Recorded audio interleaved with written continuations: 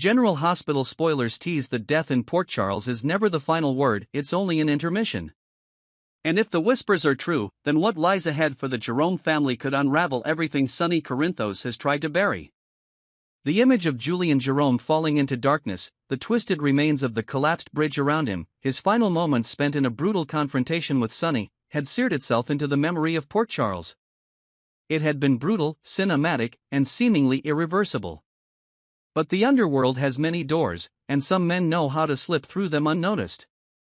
The rumors of Julian's death had long settled into accepted truth. The town had moved on. His children had mourned. Ava had grieved in her own brittle way. And Sonny? He had used Julian's demise as one more line on a list of enemies erased. But nothing in Port Charles stays dead forever. Lucas Jones had no reason to suspect the past would ever resurface. In fact, he had focused his energy on a different war, one closer, more immediate, and far more personal.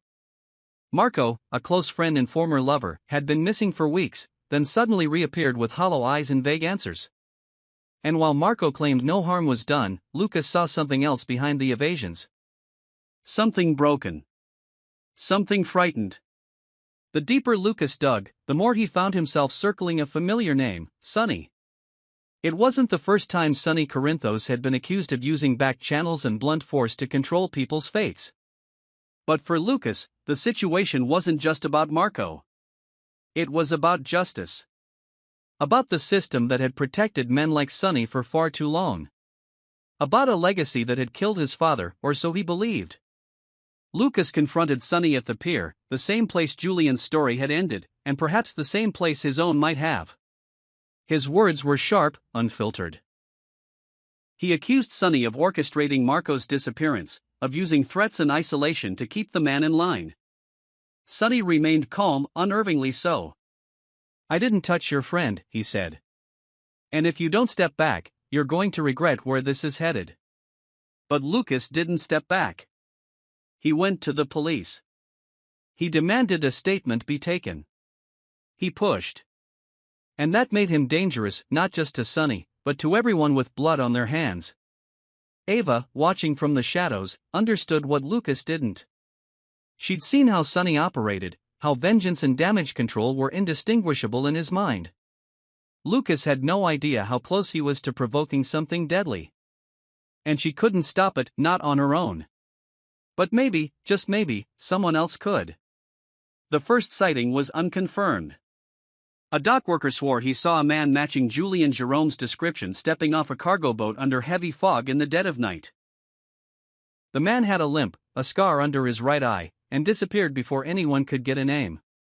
Another witness, a nurse at the outpatient clinic in Yonkers, mentioned a patient with an old bullet wound, name unknown, but the face looked like someone she'd seen in the newspaper once.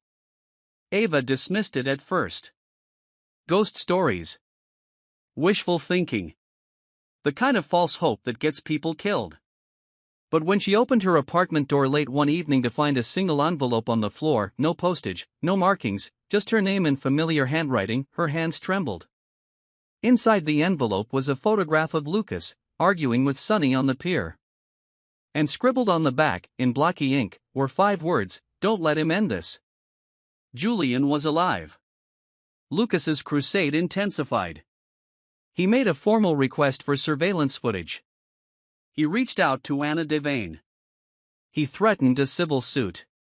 Marco begged him to let it go, to walk away, to stop digging. But Lucas was driven by something deeper. Not just justice. Not just anger. Guilt. He had watched Julian fall. He had accepted the version of events that painted his father as the villain. But what if things weren't that simple? What if Julian hadn't died because Sonny hadn't wanted him dead? The implications were dizzying. If Julian had survived, what had he seen? Who had kept him hidden? And why had he never come back? The answer came in pieces. Julian had gone underground, helped by someone unknown, someone powerful enough to fake a death certificate and pay off the right people. His injuries had been near fatal. Multiple surgeries. Months of recovery. And still, he hadn't come forward. Because he knew what Sonny was capable of. Because he'd already died once trying to protect his family. And because coming back too soon would have meant putting Lucas in even more danger. But now, watching his son spiral into Sonny's line of fire, Julian had no choice. Kristina Corinthos Davis, meanwhile, had her own reasons to keep tabs on Sonny, and even more reasons to keep Lucas distracted. She and Cody were unraveling, their plot to seduce and expose Ava having backfired spectacularly. With Ava onto them, Kristina was scrambling for new leverage. But everything had changed the moment she overheard Ava on the phone whispering one name. Julian. If Julian Jerome was alive, everything was back on the table, every secret, every debt, every buried alliance. Kristina confronted Ava in her gallery under the pretense of a truce. "You think your dead brother is going to save you?" she asked, teeth clenched. "You don't even know what you're walking back into." But Ava, newly cold, replied, "Neither do you." Back at the docks, Sonny received an unmarked package. Inside was a flash drive. He plugged it in. Footage played, shaky, low resolution, but unmistakable. Julian. Standing in front of a street camera in New Jersey. Looking directly into the lens. The message was clear: you failed. Sonny knew what came next. When ghosts reappear in Port Charles, they don't come back quietly. Lucas arrived at the courthouse the following week with a sworn affidavit detailing his suspicions against Sonny. The press was there. So were several GH staffers, and most of the Jerome inner circle. But just before he could enter the building, a hand gripped his arm. Lucas turned. His voice broke. "Dad?" Julian nodded. The two of them stood in silence, years of questions suspended in that frozen moment. "Not here," Julian said. "There are things you need to hear. Things that'll change how you see everything." Elsewhere, Ava stood by her window, the city lights burning below. She lit a cigarette with trembling fingers and watched the street. A car pulled up. Julian stepped out. Ava didn't move for a long time. She just whispered to herself, "Took you long enough." And from the shadows across the street, Sonny watched them both. He didn't look surprised. He looked ready. Julian didn't come back to Port Charles for a reunion. He came back to stop the blood from spilling any further. Every hour Lucas stayed on his crusade against Sonny was another hour closer to disaster. Julian had seen what retaliation looked like from the inside. He had survived it, barely. He wouldn't let his son inherit the consequences of a war he didn't start. Lucas stared at his father like he was seeing a ghost. His breath caught in his chest. His instincts screamed for answers, for explanations, but he knew this wasn't the time. Julian's presence alone sent a clear message: back off, or lose everything. But Lucas had never been someone to walk away quietly. They met that night in a safe house outside the city. It was stripped down, bare walls and blackout curtains, a space that looked more like a bunker than a home. Julian didn't apologize for the years of silence. He just laid out what Lucas needed to know. Marco's disappearance had been orchestrated not by Sonny directly, but by someone inside his organization acting without orders, a move to intimidate Lucas into silence. But things had gone too far. Julian had intercepted the plan when he got wind of it through the same network that helped fake his death. Lucas struggled to process the truth. "You let me believe you were dead," he said, the words tasting like betrayal. Julian nodded. "Because I was. The version of me that could live in that world died that night on the bridge. But you're still alive. And I don't want to see you buried beside the ghosts I left behind." Back in town, Ava was already making her own moves. Julian's return had lit a fire in her, not of fear, but of purpose. Kristina and Cody had tangled a web, but Ava was finished being their pawn. She met with Cody at the Savoy, cool and direct. He tried to flash the same charm, but Ava's stare cut through the act. "You let a little cash and Kristina's desperation turn you into a liability," Ava said. "You were never supposed to win. You were bait. And now the hook is in your mouth." Cody stammered, trying to deny it, but Ava wasn't listening. You have one option. You tell me everything Kristina planned. Every word, every dollar. Or the next person who knocks on your door won't be so generous. She left him trembling. Meanwhile, Kristina was unraveling. Cody had stopped returning her calls. The leverage she'd built over Ava was dissolving by the hour. And now she heard whispers that Julian Jerome was alive. It felt like a nightmare twisting into reality. She went to Rick, hoping for a strategy, a cleanup, some reassurance. But Rick was preoccupied. The minute he confirmed that Julian had returned, his entire house of cards started shaking. Rick had used Julian's death to restructure deals and manipulate Ava. His silence had been weaponized. Now it was collapsing. He needed an exit plan, and fast. He met Kristina at an old warehouse near the river, the same one he used for off-the-record meetings and blackmail drop-offs. She vented about Ava, about Cody turning soft, about Lucas turning everything into a crusade. Rick didn't offer sympathy. He just said, "You made a mistake. You tried to play in a game that's older and more vicious than you understand." Kristina fired back, "I'm not a child." "No," Rick said. "But you're not Julian either. And you don't know what happens when that man comes home to clean house." At General Hospital, Ava approached Lucas quietly in the corridor. It was late, the hallway dim, the night staff on shift. "I heard he's back," she said. Lucas nodded, exhausted. "He's different." "He always was," Ava replied. "But maybe this time, we listen instead of judge." For once, they agreed. Julian had one more stop to make. He didn't want it. He didn't need it. But it was necessary. He walked into Sonny's office like a shadow, uninvited and unannounced. Sonny didn't flinch. "You're alive," Sonny said, standing slowly. Julian stepped forward. "You already knew that." They stood inches apart, old enemies, no longer posturing as kings of a broken city but as men too tired for another war. "I didn't touch your son," Sonny said. "But if you think for a second I'll let him come for me in court, you're wrong." Julian leaned in. "He won't. Because I'm ending this." Sonny's jaw tightened. "You don't get to decide how it ends." Julian smiled faintly. "Neither do you. But if you start anything, I finish it." Neither man moved. Neither blinked. Then Julian turned and walked out. In the days that followed, the mood in Port Charles shifted.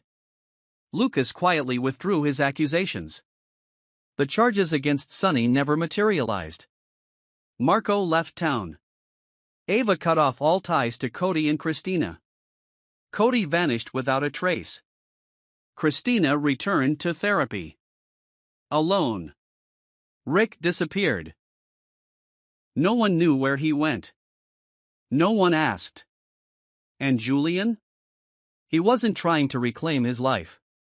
He was protecting what pieces of it still remained. He stayed in the background, never lingering in the spotlight.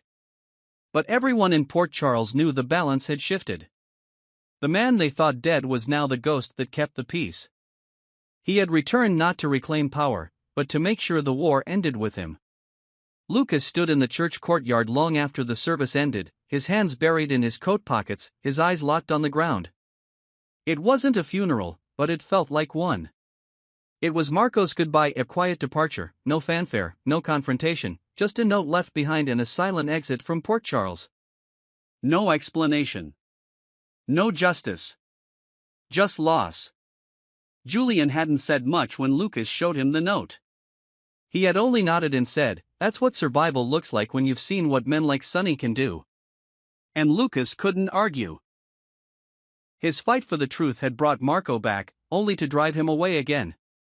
And now his father was alive, but the truth he wanted still felt hollow. At the Metro Court, Ava stared out the floor-to-ceiling windows of the penthouse, sipping a glass of bourbon she hadn't touched. The city below was quiet. Too quiet. Cody was gone, Rick had disappeared, Kristina had fallen into silence, and Sonny had retreated back into his fortress of legitimacy. But none of it felt like closure. Ava didn't trust quiet. It was always the breath before the storm. She hadn't seen Julian in a week. Not since the standoff with Sonny. Not since the night they exchanged no apologies, just tired eyes and a moment of understanding. They didn't need to speak the words. Julian was back, but he wasn't staying. Ava knew that. He'd return to stop the bleeding. But the damage was already done. Kristina sat in her old bedroom at Alexis's house, staring at the wall. There were no more plans. No more manipulation. Just her and the weight of everything she had broken. Her silence had been a punishment, self-inflicted, quiet, consuming. She hadn't spoken to Cody since he vanished, hadn't seen Rick since he walked out that last night at the warehouse. She heard the knock before she saw who it was. When she opened the door, Ava stood there, arms folded, a calm, restrained fury behind her gaze. "Don't worry," Ava said. "I'm not here to yell. I'm here because someone should be." Kristina stepped back but said nothing. Ava walked in slowly. "You were willing to destroy me over something you barely understood. You paid a man to seduce me, manipulated your family, and nearly got your brother killed. And why? Because you needed to feel powerful?" Kristina's voice came out cracked. "Because I was tired of being a footnote." Ava didn't blink. "Then stop writing yourself into tragedies. Because this time, you got lucky. Someone else came back from the dead to clean up your mess." She turned to leave, then paused. "You want to make things right? Start by facing your mother." After Ava left, Kristina did just that. Alexis wasn't angry. She wasn't even surprised. She listened, quiet and heavy-eyed, as Kristina admitted everything, the deal with Cody, the campaign against Ava, the desperation that had taken her over. And when she was finished, Alexis only said, "Then let's rebuild. From the ground up." Elsewhere, Julian sat on the edge of the river, the same spot where he'd once nearly died. The water lapped gently at the rocks. The skyline shimmered in the reflection. He was alone, as he preferred it. There was no returning to the man he'd been, no reclaiming what he'd lost. He had played the villain, then the ghost. Now he was just a man at the end of the line. A shadow appeared behind him. "Lucas." They didn't speak for a long time. Finally, Julian said, "I shouldn't have stayed gone this long." Lucas sat down beside him. "I shouldn't have needed you to come back just to learn the truth." Julian looked out at the water. "I didn't want you to become me." Lucas shook his head. "You should have trusted me not to." That night, they parted without promises. Just a shared silence between a father and son who understood that healing wouldn't come through explanations. It would come through time. Through choices. Through doing better than before.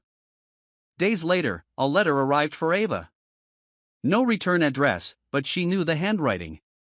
Julian didn't say where he was going, only that he was leaving Port Charles again, not in fear, but in peace. He had done what he came back to do. Protect his son. Save his sister. Unravel the chaos before it consumed them all. He asked for nothing. Not forgiveness. Not absolution. Just that she remember the version of him that had tried.